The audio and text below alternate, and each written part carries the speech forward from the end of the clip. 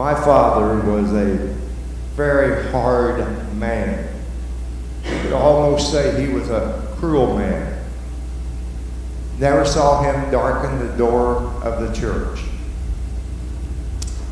And for 25 years, I prayed for him.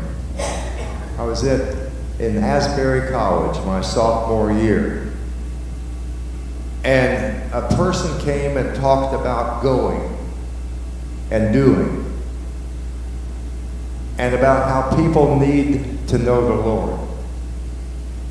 And the first person I thought about was my father. So I set about going to witness to him. Well, every time for 25 years I would go to witness to my father, he was in an uproar about something. Something on the farm had broken.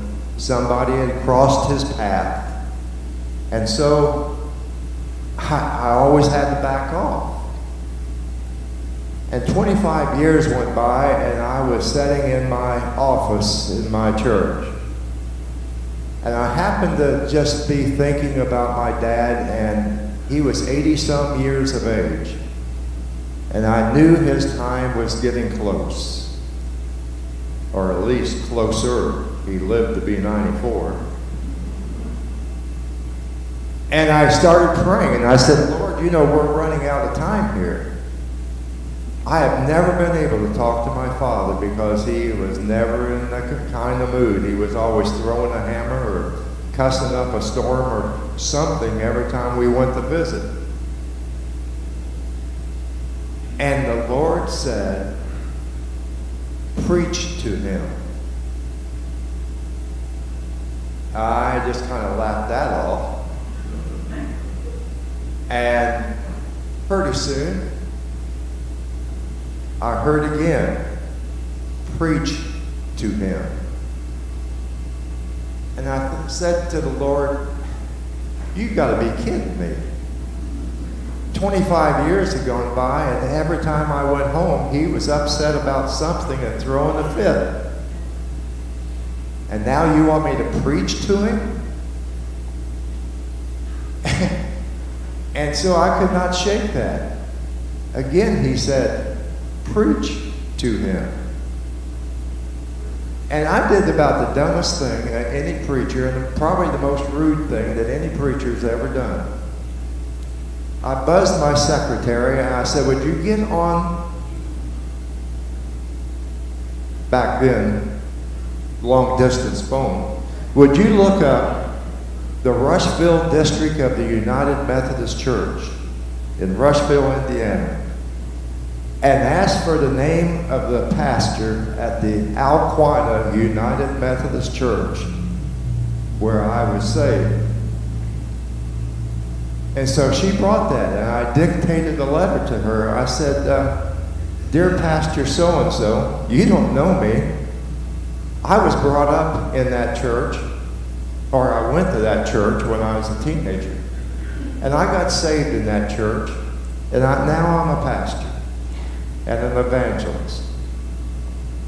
And I would like to come to your church to have a revival. Nothing like inviting yourself to somebody else's church to have a revival. And so I said, I would be glad to come on a Sunday morning. I was so bold, I even told him when I wanted to come. Sunday morning through Tuesday night at no charge to the church. You would not need to give me an honorarium. I would just like to come and give back to my home church something. Sent that letter out. I had no earthly knowledge that my father would ever attend those meetings. He had never been in a church in his life that I knew of. My mother had always taken me to a Christian church, and that's where I got my first knowledge. And so, would you believe, within 2 weeks, I got a response back from that pastor that I'd never met. And he said, we'd love to have you come and set the dates. So my wife and our kids went, and she and the children sang that Sunday morning. But as I walked in, there sat one of my sisters with her family, my brother with his wife, and lo and behold, my mother and father sitting in the church. I had never told them anything other than I'm going to be preaching a revival at Alquina on these dates. I did not say, please come. I did not encourage my mother to ask my father. I did not say anything. And so, I got up and preached that morning, and we had been invited out for lunch, and so in the afternoon we went back. I never even mentioned to my father, hey, it was nice having you here. All the Lord had told me to do was to go and preach to him. I never said another word. That night I went early for a prayer meeting, and lo and behold, when the prayer meeting was over, there sat my father and mother out in the congregation. I preached, went home, never said a word to my father. Got up Monday and helped him do some chores. I never mentioned a word. Did you like the services? Blah, blah, blah. Never said a word. Monday night came and my mom and dad was not there, which discouraged me. But then comes Tuesday morning. Tuesday morning, my father always had a routine, getting up at 5 o'clock in the morning, whether he had any chores to do or not, banging the screen door as he went out to the barn and waking everybody else up in the house. And that Tuesday morning, he banged the door and woke me up, and I went back to sleep. But about an hour later, that door banged again on his way back in. And I heard my mother say, Hollis, why are you crying? And I never had heard or saw my father crying his whole life. Why are you crying? And he said, I can't find him. And she said, who can't you find? He said, I can't find God, and I want to find him. And boy, with that, I was up. I don't know which side of my pants I got in first, but I was up. And she was at the steps yelling, Alan Keith, come down and help your dad. There's something wrong.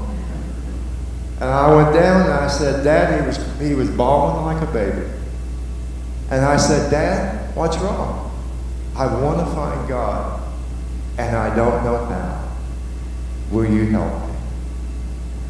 And he had a chair that nobody was allowed to sit in. He helped his grandfather cane that chair in 1910 when Dad was 10 years of age.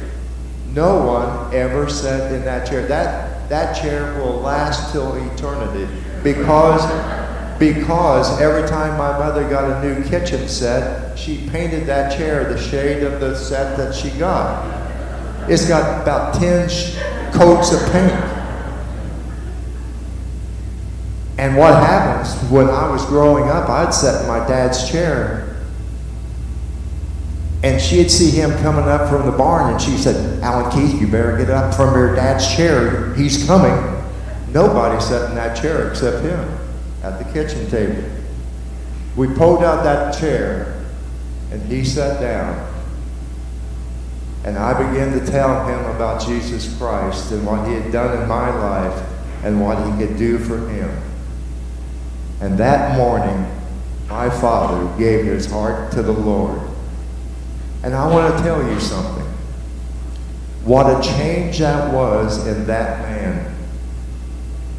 He went to church that night, and one of the dear saints of the church put his arm around him during my altar call.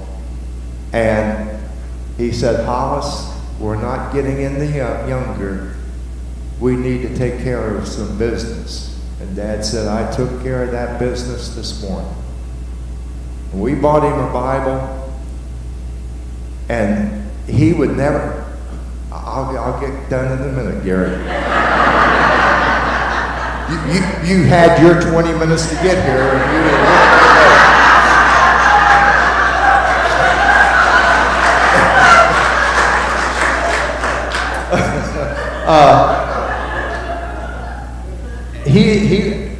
when my mother would call me or I'd call her, we'd talk. And she'd say, "Do you want to talk to your dad?" And I said, "Yeah." So Dad would get on the phone and said, "Hi, Short." That's my nickname. "Hi, Short. How's the weather up there?" I said, "Fine." "How's the weather down there?" "Fine." "Okay, here's your mother." That was the extent of my father's phone conversation. After he was saved, he would call me and he said, "I can't believe this is in the Bible. I can't believe that is in the Bible."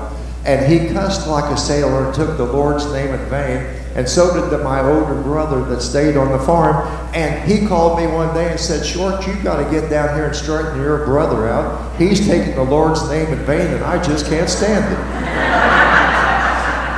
But the one that sealed it for me, he found out in a short time something that church members maybe never find out. We were there one day, and he was standing looking out the window at his farmland. And he said, "Short, I don't own any of this, do I?" I said, "No, you don't." He said, "God owns it all, but he just gave it to me to manage while I was on earth."